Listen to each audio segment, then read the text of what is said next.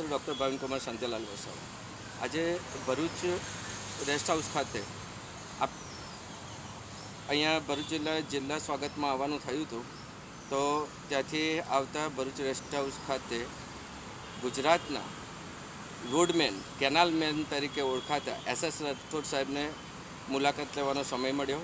એમની સાથે ચર્ચા થઈ અને એમને અમે પ્રાર્થના કરી છે કે રોડ રસ્તાના કામો તો ઘણી સારી રીતે થઈ રહ્યા છે, પણ ઝઘડિયા વિસ્તારના જે ખનિજમાં ચોરી થઈ રહી છે અને કોન્ટ્રાક્ટરો દ્વારા એન્ડ યુઝર તરીકે ખાણ ખનિજમાં નોંધાયા વગર જે ખનિજનું સોર્સિંગ થઈ રહ્યું છે તો એના ઉપર કાબૂ મેળવવામાં આવે.